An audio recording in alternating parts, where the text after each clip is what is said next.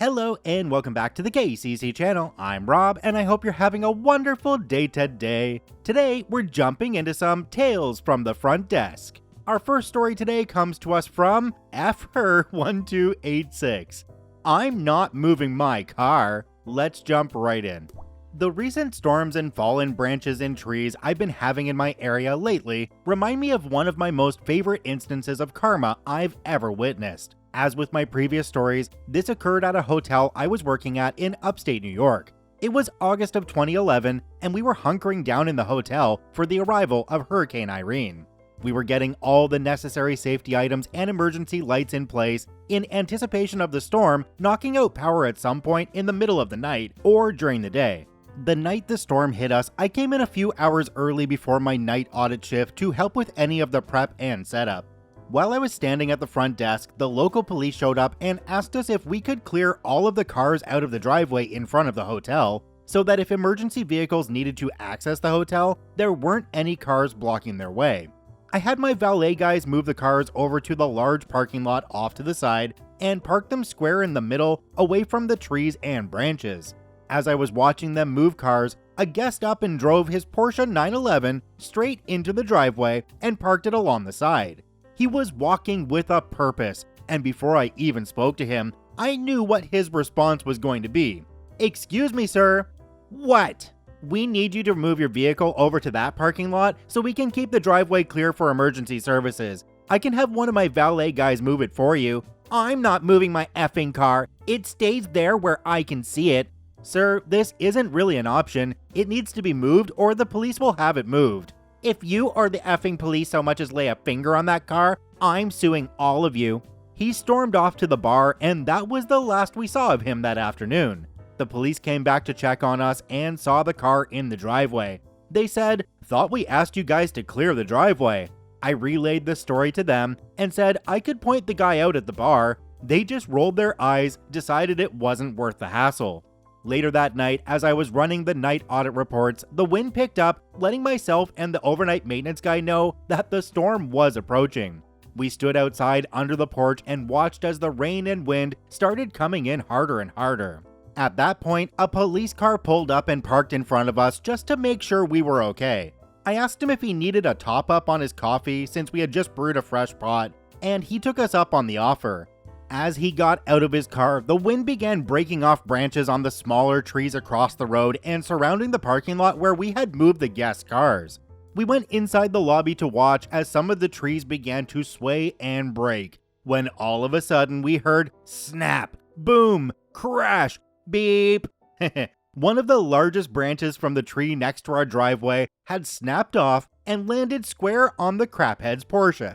The three of us watching let out a simultaneous "holy crap." We sat there stunned when the maintenance guy spoke up. You're the police. Shouldn't you go out there and assess or something?" Policeman responded, "Yeah, probably should write up a report on that." We were sitting there debating whether we should call the guy in his room when the power went out and we had to abandon that thought and go wake up the employees that were sleeping at the hotel so they could help set glow sticks and lights on all of the floors. As the sun started coming up, some of the employees started walking the floor to collect the glow sticks and lights when one of them saw the SPD come out of his room and walk over to a window overlooking the driveway. He ran down to the front desk as soon as he heard the guest yell, "What the F?" We anticipated the guest storming down to the driveway to survey the damage on his car, so we went into hiding, but made sure we had a great view of him walking around his car. He came storming back into the lobby and demanded to speak to someone in charge. By that point, our GM had already been briefed on the entire situation and was well and truly ready for whatever BS this guy was going to throw at him.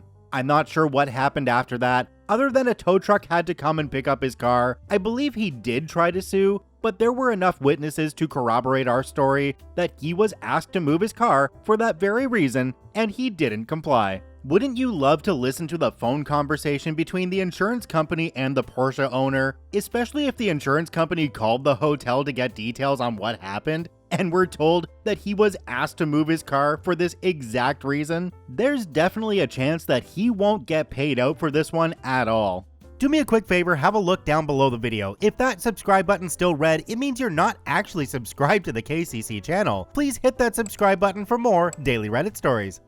Our next story today comes to us from M. Brannigan. It's one of those, God, I just want to go home days. Let's jump right in. Yesterday, I got to work to find the lobby still locked and my coworker not in it. We have a little coded lockbox with a spare key next to the front door. The cover was missing and it was empty. I pulled out my phone to call the NA. The phone rang and he didn't answer. I tried again, same deal. Tried the desk phone and nothing again. Then, through the lobby, I can see my coworker fumbling with the back door. At that point, my heart sank because we never come in that door unless we leave it propped. And he would know this, but he has a bad habit, a drinking habit. But even through 2 glass doors and from 20-some feet, I could tell he was drunk. He confirmed it when he came swaying around the building, fumbling with 2 sets of housekeeping keys he'd gotten tangled together. He didn't say anything to me as he tried untangling the lanyards, so I asked him for the key for the door. He handed me the cover for the lockbox. I, very patiently I might add, put it back on the lockbox and asked again for the keys. He mumbled he must have dropped them when running towels to a room and wandered off. Once he was out of earshot, I got on the phone with the owner, who luckily has a spare. He is of course in New Jersey right now for a friend's funeral though, so it doesn't do me a damn bit of good. I did know this before calling, but I wanted to know what the best course of action was going to be. There really was nothing to do but call a locksmith. This was Sunday, and we'd nearly sold out the night before, so all the while we were waiting for the locksmith to show up, people were coming to check out or attempting to check in. Fortunately, only one person came to try to extend, and he is here often enough for me to be like, yo, just come back later, it's fine if you pay late. There's also the side plot where the owner sent the head housekeeper to his house. He's friends with her and her husband to look for the other spare key, but the keypad for his door is out of batteries. Meanwhile, as the housekeepers arrive, the NA starts to sober up and realize how bad he's effed up. Not only did he lock himself out of the lobby once at one point in the night, but a second time because the spare key wasn't in the lockbox. Finally, around 9, about an hour into the saga, the locksmith shows up. He tries picking both the front and back door locks to no avail, saying that's because they're high-grade commercial locks or some crap. I've watched enough lockpicking lawyer to know he's probably just not a good picker. He ended up drilling the lock and we finally got in just before 10. Despite this colossal F-up, dude is not being immediately fired because we need to find someone to work his hours, and there isn't anyone to cover his for now. So yesterday, I had to leave work knowing the same idiot was going to be responsible for the hotel for the whole night again. So I come in this morning to my coworker standing outside and saying, "You're not going to believe this, I locked myself out again." Y'all, this man is like 45 or something, and he can't do a simple thing like remember to bring the keys with him when leaving the lobby. We all do it sometimes, that's why we have the spare key, but all the time. Also, why did you lock the door? The lock has been drilled out and probably wouldn't even open with the key right now. So I, again very patiently, went to the storage room where the boss keeps his tools, and I just grabbed everything I could find that looked like it might help. There was no way in hell I was calling the locksmith again. Oh, also, I should note that both times this happened, the NA locked his phone in the lobby too. Anyway, so I tried smashing up the lock some more with a screwdriver and a mallet. I tried all kinds of effing with it. The thing that finally worked was some wonky looking bent screwdriver thing that looked similar to a tool the locksmith had, which was why I grabbed it. I was able to turn the cylinder with that and saw the bar that goes into the frame was moving as I did so, but wasn't unlocking completely. So I pulled out my master key card and was able to push it down the rest of the way with that. At that point, it was 8:30 in the morning. We get inside and the night auditor tells me he had to do a lot of room moves throughout the night. He had written some of them down. Once he's gone, I realize he wrote them down, but did not actually change any but one in the computer. The computer said 202 was still in 210, that 204 was in 202, 204 is clean and vacant, and that 221 had moved to 215, which he had not. Also, the person in 205 didn't like that room, so they asked to be moved, so he moved them to 202 because he forgot he put someone in that room, so he moved them to 206. They were of course still listed as being in 205 in the computer. So I got to spend my morning trying to piece all this together and figure out who was actually in what room. I also had guests yelling at me because he hadn't made keys for the right number of days or didn't tell them about the deposit at check-in. Also, he got locked out before he could do audit, so I got to do that part of his job as well. Fortunately, we have a simple push-button audit, but it has changed since I worked night audit, and that was 2 years ago, so it wasn't as simple as I would have preferred.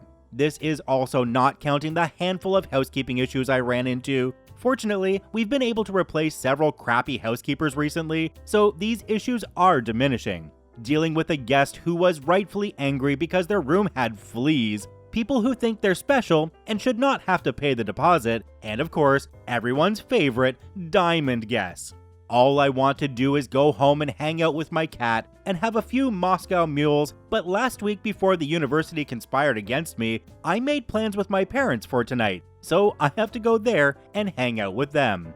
Any other time, this would be something to look forward to, but right now, I'm dreading it as much as I'm dreading coming back to work tomorrow. I'm just glad I'm not working again in the morning, and my other coworker gets to clean up the messes Drunk NA is going to make. I know he's going to make all the messes because we are busy AF tonight. When the owner is back, I fully intend to beg him to fire the dude before we have a replacement because at this point, he is just a liability. There's really a simple solution to this one. Call up the owners and say, hey, next time I come in for my shift, if I'm taking over for that guy and he hasn't been fired yet, I'm not coming in. All of the responsibility in this situation lies on the owners because they're keeping around that person. I couldn't even imagine keeping a drunk person on shift and having them come in without any kind of supervision. That is just dumb.